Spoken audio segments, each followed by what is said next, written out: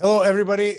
Thank you for being here. I'm super excited to be here with the amazing Jeremy Krell, who is a fantastic dentist doing probably one of the hardest working people I know in dentistry, just doing great things to bring innovation to dentistry. Uh, Jeremy, thank you so much for being here. Thank you so much, Brian. Those are very kind words. Looking forward to talking with you more.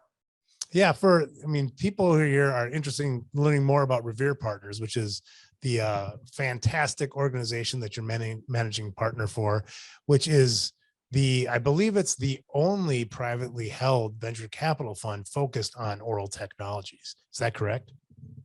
That's right. We are the first and only venture capital fund focused on oral health globally. Yeah, and I think it seems obvious to those of us in dentistry because we love the industry. I think we recognize how great of an industry dentistry is. But to the dental professionals that are watching or this, why would they want to invest in the oral industry, I guess the dental industry, versus other investments that are out there? Yeah, no, that's a really great question. I'll answer it from a couple of different perspectives, Brian.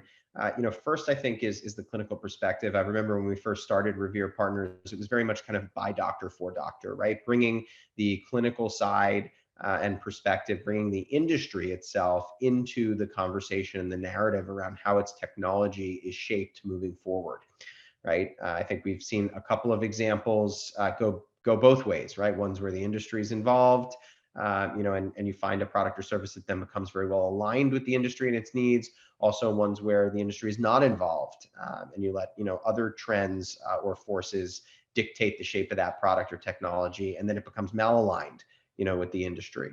And so having that alignment, I think, is key. The other part really is the financial side or the performance side, right?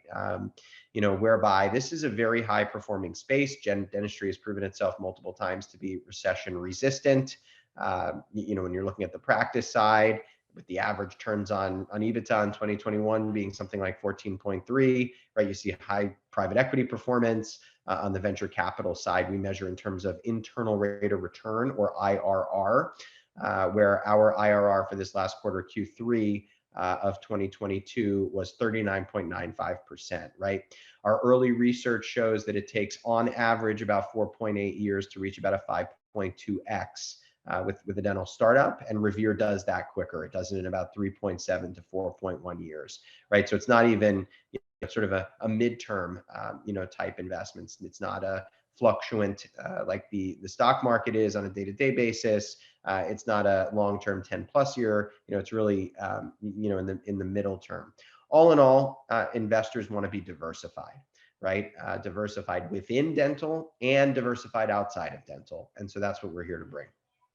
Well, and I should mention, I don't know if I need to because we're talking about it, but I personally have invested in Revere because I've been so impressed with what you're doing with the advisory team and the portfolio companies that you have. I mean, it's really impressive. And I, just seeing the due diligence that you do, and I think I talk to dentists all the time that want to invest in dentistry overall and dental technologies, and because they see the value, and you're the first person that's kind of packaged this up so that it's an investable platform with just great advisors, great companies. So could you talk a little bit about the companies that make up the Revere portfolio? Yeah, so Revere is about 3 years old today. We have nearly 600 companies in our pipeline that we're evaluating for funding across our 75-person team, tech stack, and database that we use to vet those companies. We invest in about 3 to 5 per quarter, and we've invested in 28 total. Within that 28, we see sort of thematic areas and some that are just individually, freestanding good investments. Some of those more popular areas today include revenue cycle management, right? This area of what we break into patient payments, patient financing, insurance verification, claims processing, right? The 4 sort of buckets that we see, and then we go to invest within them, right? We look at companies in the payments bucket like FeatherPay, right? with a robust, payments platform and ability to accept multiple types of payments in a consumer-friendly way. We look at patient financing solutions that have, that are accepting of multiple FICO score levels, that have reasonable interest rates for both the provider and the patient, like choice payment systems or Walnut.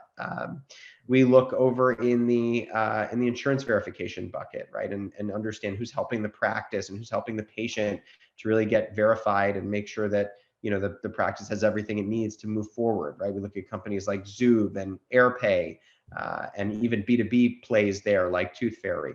So we look in some of these areas, and there are others, of course, included there. We look at the microbiome. We look at orthodontics and implant dentistry and sleep dentistry, right? These are some of the theme areas. Overall, we're looking at startups that are pre-seed to post-Series A stage investments, with most of our investments in the seed to Series A bucket. And in addition to that, we'll really look at a higher level, above kind of the level of the themes, at software. We'll look at fintech, consumer products, devices, therapeutics, really anything with an application to oral health. Well, I think it's important. I mean, so great sectors that you're looking at with it, and I think it's great that you went over all that, because for a dentist to individually invest in each one of those places would be very difficult. And it's commonly known that there's a lot of private equity money that's flowing into dentistry right now. We're talking multiple billions of dollars every year, and for dentists to be able to sort of ride that wave is on their own is incredibly challenging. And I know quite a few dentists, myself included, that have invested into individual companies who now are just looking at you going, like, having a team that can do the due diligence and bring sort of best of class applications under one roof, where you can invest monthly, is just fantastic. So could you talk a little bit about what investing in Revere looks like? Yeah, absolutely. We really try to be accommodating at Revere to investors of multiple different classes and tiers. Everybody has to be an accredited investor. That's just a compliance standpoint, which most doctors and dentists, easily meet the level of. So we have angel investors, high net worth individuals, family offices, funds, and corporates, public, private, inside and outside of dentistry. The process is very simple. You're issued a custom link with your preloaded investment terms that you've discussed with myself or one of our other general partners. You are then go through an account sign-up process, which gives you access to an online dashboard. On that online dashboard, you can see all of the investments that are made, your pro rata share of each of them. Distributions are automatic. Your tax documents are in there. Right? It's very kind of visible and transparent at all times. And you deploy your capital through there as well. We have quite flexible payment terms. So you can put in all your capital up front, or you can spread it out over 4 quarters or more, whatever is kind of most convenient for you. And our fund stays open. That was, sort of intentional by design. So as the industry continues to learn about funding opportunities, we allow new investors to come in rather than turn them away, from endorsing something that, is really near and dear to a lot of us. At the end of the day, think of yourself in terms of, trying to do this on your own, right? It might be an area you want to be involved in, but, to do this well, you have to do a lot of comparison shopping, right? You have to look at many in each category. You then have to be able to diligence them really deeply. Then you've got to be able to deploy the capital, and remember, VCs negotiate, pretty proprietary terms to get into those rounds. And then you have to be able to support the deal after you've invested in it. That's really what it takes to be successful with these startup investments. And it's very tough to do, on your own, unless you're making kind of a career exclusively focused on that. And so that's really what we're here to do. We're here to provide all of those benefits of being involved, with the support structure behind it to be successful in doing so.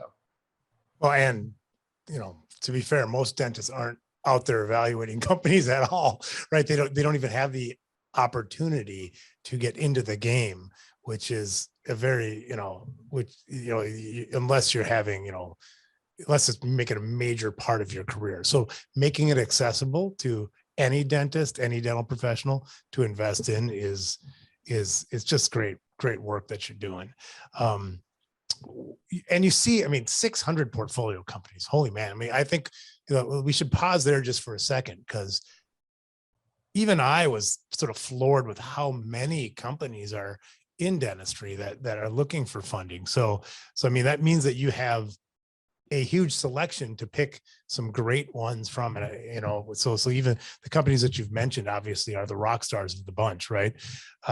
So you see all of these companies, talk to all these founders that are looking at doing innovative things.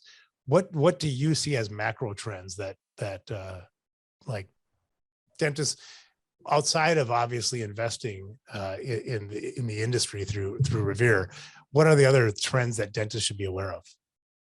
Yeah, I think there's a couple of them. Like it or not, this push towards practice consolidation is real. The move that private equity firms are making and these DSOs are making, or even the GPOs, right, are making in terms of collectively grouping doctors into systems, has become a really big, definitely a trend in the area.